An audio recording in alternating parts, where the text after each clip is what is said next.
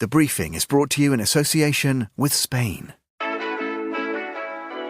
From the wilds of the Atlantic to the warmth of Mediterranean isles, the Spanish coast has something for every occasion.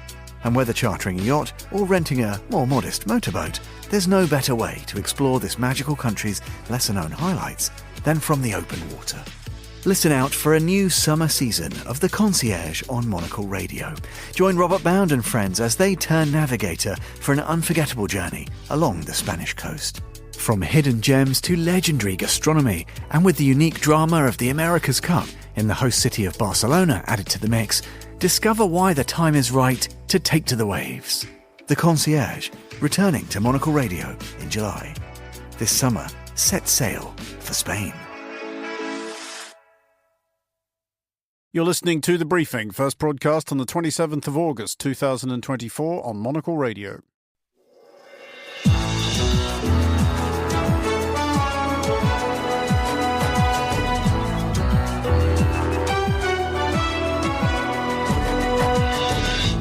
Hello and welcome to The Briefing, coming to you live from Studio 1 here at Midori House in London. I'm Andrew Mueller. Coming up on today's programme, US National Security Advisor Jake Sullivan visits Beijing. Does US President Joe Biden want one last China summit? I'm David Schlesinger. China and the U.S. are in a period of intense stress and strain on the relationship. Whatever happens in November, that is going to continue. More from David shortly. Also ahead, we speak to the Ukrainian MP and Holos party leader Kira Rudik as Russia continues its current bombardment. What happened after this special operation from our side was for the Western world to see that Russia is not invincible and can be defeated and can be fought back and should be fought back. Later in the show, we'll wrap up recent headlines in the Balkans and we'll find out which sector of aviation has, it turns out, actually profited from the pandemic. That's all coming up right here on The Briefing on Monocle Radio.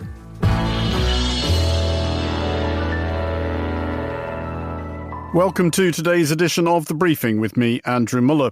US President Joe Biden still has a little less than 5 months in office. One foreign policy priority, at least, appears to be doing something about the present frosty state of relations between the US and China.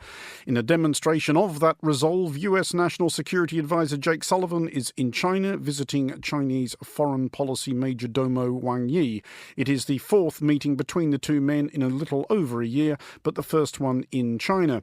I'm joined now by David Schlesinger, independent advisor and commentator on media, journalism and China.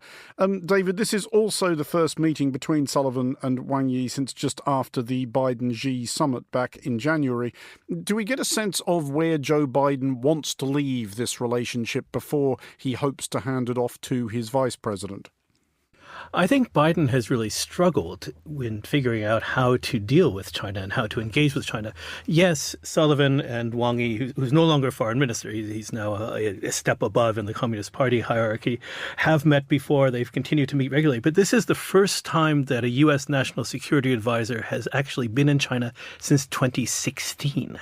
First time in 8 years that a national security advisor has been on Chinese soil. To me, that's amazing. That shows that there has been a lack of engagement. There has been really a struggle in how to define things. Now, you can see just the way the two sides have described this meeting that there are still a lot of issues and it'll be difficult to bring these visions together.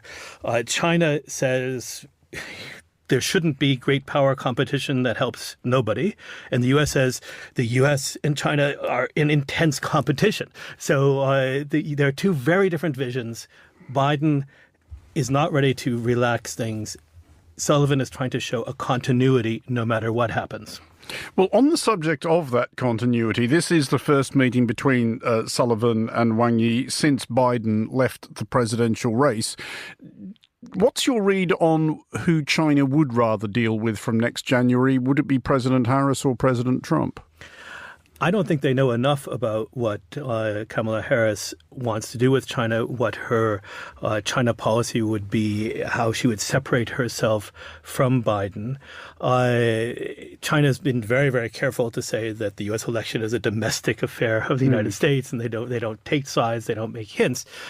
Trump is a known character. I think they have figured out certain ways to play him. Harris is a blank slate. So I think what they want is to have someone who will engage, who's not looking over their shoulder. And I think the very fact that there won't be an election again for 4 years will be helpful in the relationship, because at the moment within the United States, China policy is a very macho game, even with Kamala Harris. It's, I'm tough, I'm going to be tougher, I'm even tougher than you. And when that election pressure is off, there might be a chance to reset in a more normal way. China's foreign ministry, in advance of Sullivan's visit, said that the relationship between Beijing and Washington was at, quote, a critical juncture, which does beg the response, isn't it always? So I'm going to ask you, isn't it always, or do they mean something in particular by that?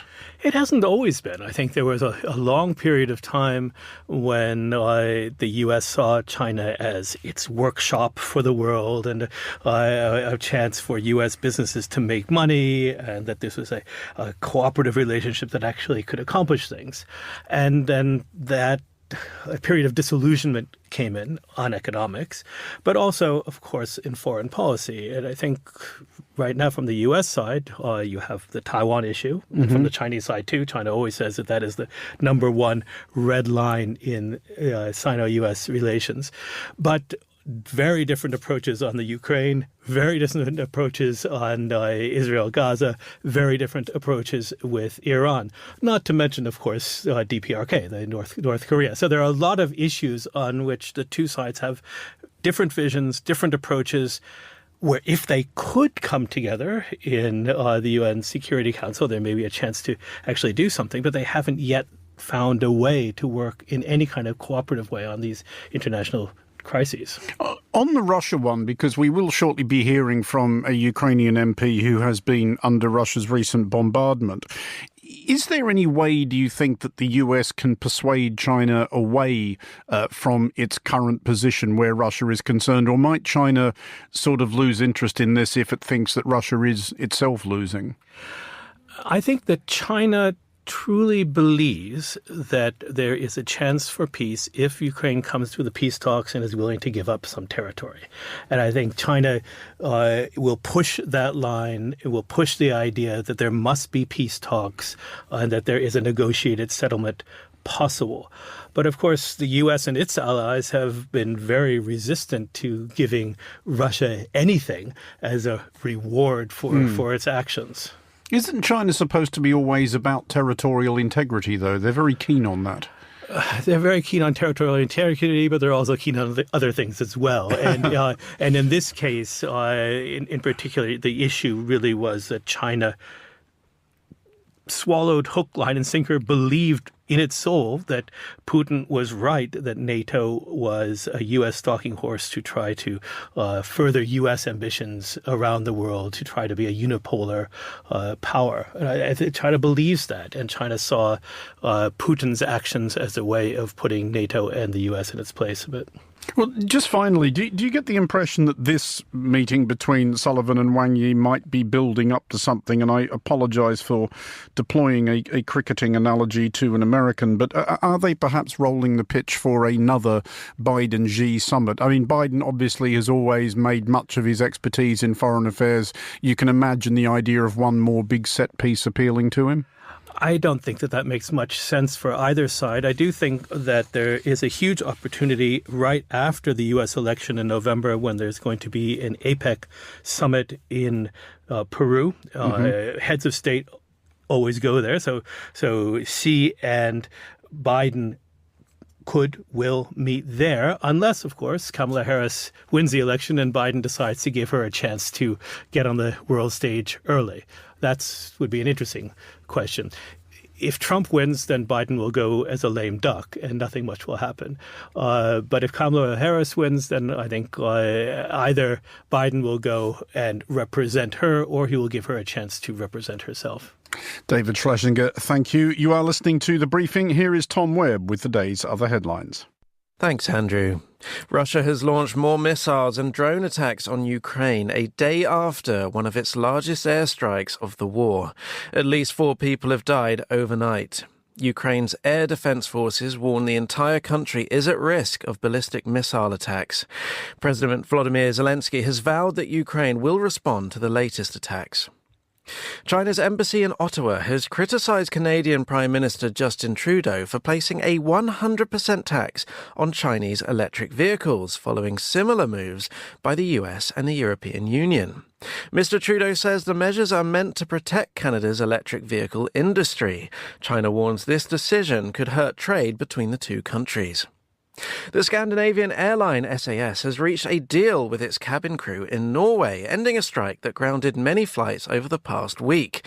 SAS, currently under bankruptcy protection, hopes this pay agreement will help it recover financially. Unions had threatened to expand the strike if a deal wasn't reached. Those are the day's headlines. Back to you, Andrew. Thank you, Tom. Well, as we just heard, Russia has struck Ukraine with another wave of missiles and drones following from one of the largest barrages of the war over the weekend. Once again, Russia seems to be targeting Ukrainian energy infrastructure, causing outages of electricity and water in several cities. At least 4 people are known to have been killed, 16 more injured, and President Volodymyr Zelensky has promised that Ukraine will respond. Earlier, I spoke to Kira Rudik, Ukrainian MP and leader of Holos, an opposition party in Ukraine's parliament, and I began by asking whether this seemed like anything new from Russia. No, no. That has been their goal for the last 2 years. There were more or less intensive attacks from their side, and this time they were going within their goal, which was to destroy our energy system.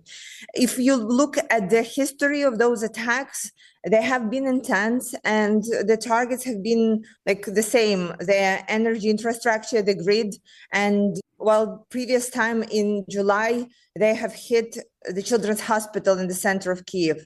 So we know what their goal is. Probably today we were the most concerned because we heard that they hit the hydroelectric plant north of Kyiv that is situated on top of their huge dam. Basically, the damaging of this dam may lead to a catastrophe similar to what was Novokakhovska Dam. And so we were really concerned. We know that as of right now, they have destroyed a couple of key items of our energy infrastructure. But honestly, the situation was really bad for us even before. So after the hits to a certain infrastructure pieces, the lights went off, and we heard that there would be no water supplies for quite some time. It is, again, not new to us because we have experienced this before, but the closer we get to winter, the more we understand that it will be incredibly tough for all of us to go through it. And the sad part is that it is impossible to rebuild your energy infrastructure in short term, even if the war was over. And this is part of the cruelty and absolute disguise to human's life and all the international laws that Russia has. Ahead of this winter in particular, though, is there any concern that this may be Russia attempting to escalate by way of retaliation for Ukraine's incursion into Kursk? Is there any concern that the price might be too high for that? I think we shouldn't be putting together the fact of the incursion and then the fact that Russia has been destroying our energy infrastructure for a while. They had those plans. We knew about those plans. We were asking our allies to arm us better so we can counteract toward those plans, but they did not change much since the incursion. What happened after this special operation from our side was for the Western world to see that Russia is not invincible and can be defeated and can be fought back and should be fought back. And I think saying, there will be a retaliation and this is a retaliation is a little bit unfair to Ukraine, because even at the time when we were not making the progress at the front line, the attacks on our cities continued every single night. And so what we need to do is to fight Russia back better, help our allies to understand what needs to be done so we will be armed better. And right now, the most important part is that we need to be able to use wide-range missiles onto Russian territory to be able to take down their planes and drones when they are just starting their their lunch. I understand that the incursion into Kursk has been important as a boost for the morale of Ukraine's armed forces and indeed Ukraine's people, which is obviously significant. But do you feel like it's having the strategic effect that it was hoped it might? Because the Russians are continuing to advance in the Donbass. If they are going to do some massive redeployment to defend Kursk Oblast, they don't seem to have done it yet. Well, you see, I'm not a military specialist, right? What I know as a politician and citizen of my country is to trust in our military commandment. From my heart, they have been brilliant with the resources, the limited resources that they are having, basically keeping us all alive and allowing us to celebrate the 33rd anniversary of our independence in free Kiev, right? Not something that many people would believe 2.5 years ago when the full-scale invasion just started. So I think with everything that's happening, our side is to allow them to do their job and to arm them with whatever is possible at this point. And I cannot judge what is good or bad in terms of their strategy. I just want to return finally to a point you were getting at earlier in this discussion, which is about Ukraine's ability or lack of it to hit long-range targets inside Russia. As you, of course, know, for 2.5 years, Ukraine's allies have been worried about escalating things to a point that Russia might find intolerable. As far as you're concerned, are there any red lines left that anybody should be worried about?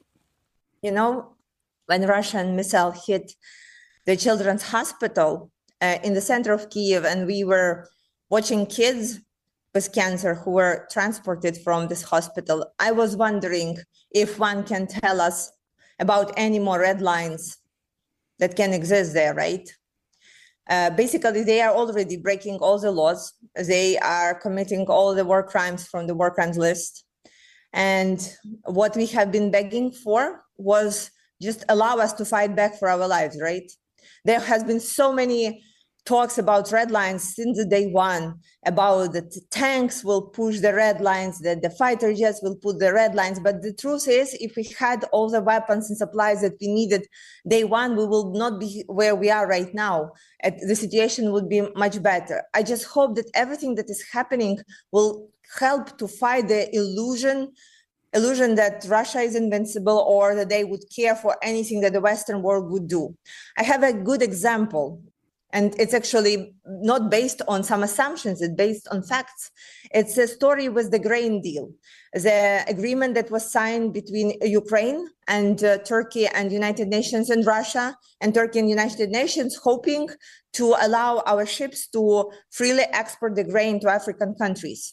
At some point, Russia pulled off the deal with some reasoning that they didn't like the countries that we were selling the grain to. And right now we are able to continuing the export only because we are coming from the angle of force, because we are able to do it, because we are strong in the Black Sea. And this is an example that we are using to show the free world, this is how you can talk to Russia, that this is how you can deal with them, just being strong and fighting back. And we are willing to do that. And we have been doing this since the day one. And the thing that we are missing still is the means to do that the right way, the full way that we want to do that. That was the Ukrainian MP and Holos Party leader Kira Rudik. You are listening to The Briefing on Monocle Radio.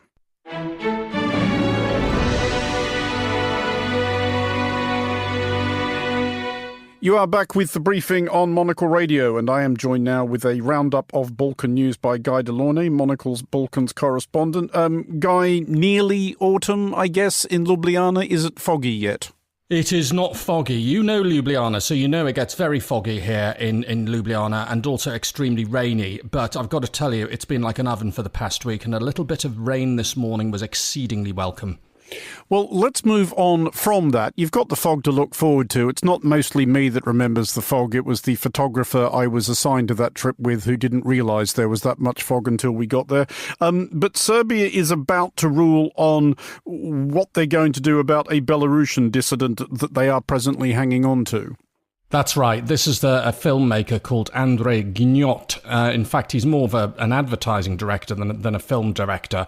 Nonetheless, he's got the attention of European film luminaries, including the likes of Juliette Binoche, who are appealing for Serbia, or to their appeal court in Serbia, to be precise, not to extradite Andrei Gnot back to Belarus, where he's facing charges of tax evasion. Now, Mr. Gnot says that these charges have been trumped up on the grounds, and he's saying this because he's a dissident. He's been involved in anti-Lukashenko protests in Belarus. He's organised athletes who have made protests against Lukashenko and his regime there. And he popped into Serbia, he thought, to film an advertising job 7 months ago, was arrested on arrival on this Belarusian warrant, was in custody for a while, has been under house arrest since, but this is very much his last appeal in terms of preventing extradition to Belarus, and he says he could face an extremely grim fate there indeed if Serbia did decide to go through and extradite him. In Serbia, winning friends and influencing people does seem to be a bit of a recurring theme this week. Indeed, it seems to be a bit of a recurring theme of most weeks. He is not the only person they have been questioning. He is not. One of Croatia's top singers, Severina, I'm sure you're familiar with her and probably play her greatest hits at home on a regular basis, Andrew. She was popping into Serbia to do somebody's birthday party, but she didn't get there because she got stopped at the border. This is the land border, the main road crossing between Serbia and Croatia. She was grilled by the border police for 2 hours and decided at the end of that she was going to go back home and not return to Serbia until, as she puts it, the dictator is no longer in power. Now, she didn't name him, but we'll have to assume that she's talking about President Aleksandar Vučić.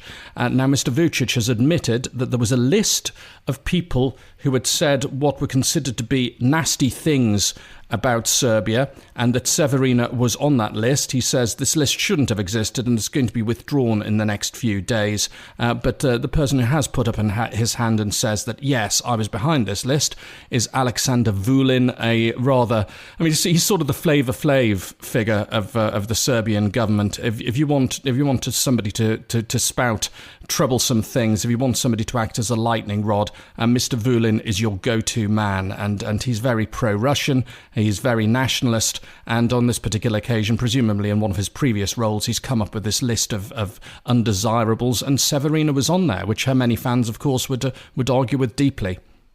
We can presumably, and it's always a good word to use where Serbian diplomacy is concerned, look forward to a warmer welcome for President Macron. And he's coming this Thursday and Friday to Serbia, Emmanuel Macron. And this is quite interesting, as it's not long since we had Olaf Scholz in Serbia, along with sundry European Union officials, getting very excited about Serbia's lithium reserves and signing agreements on that, and what will happen to this lithium once it's been extracted from the ground by Rio Tinto. Now we've got Emmanuel Macron coming along. There has been a history of mutual visits between Mr. Macron and Mr. Vučić. This one over 2 days. It's reasonably extensive, and you'd have to think the lithium was on the agenda. One thing that Mr. Vučić says is not on the agenda is taking care of France's nuclear waste, even though he says Serbia needs alternative electricity sources, nuclear among them. They'd value the expertise of the French, but they wouldn't value their nuclear waste, despite what he says are scurrilous sources reporting that they might. And just finally, Guy, Croatia becoming the latest location to address the fact of being overrun with holidaymakers. And it's quite an interesting proposal that the government has made. It's put this now forward to Parliament to debate. And the restrictions on accommodation rentals to tourists will mean that if you've got a flat and you want to rent it out, and 80% of the residents of the building, so 4 out of 5 residents of the building, will have to approve of you letting out your flat for short-term lets. And, of course, the government is citing quality of life as being one of the issues, the people coming and going, making a noise, making a mess, all the stuff that we've heard from places like Barcelona. That's problematic. They want to address this, And you'd imagine this would apply particularly in cities like Zagreb and Split, where you're more likely to be staying in apartment buildings rather than individual villas. There are going to be fines of up to 10,000 euros if you transgress. But one of the other things which has been mentioned in this proposed legislation is sort of houses and multiple occupation, if you like. There have been numerous instances of very unscrupulous landlords doing out flats in Zagreb apartments, for example, for literally dozens of workers who've come in from other countries to deal with Croatia's labour shortage, and treating them to extremely poor accommodation, extremely cramped conditions at extremely high prices. It's also meant to target that as well. Guy Delorne in Ljubljana, thank you for joining us. You're listening to The Briefing on Monocle Radio.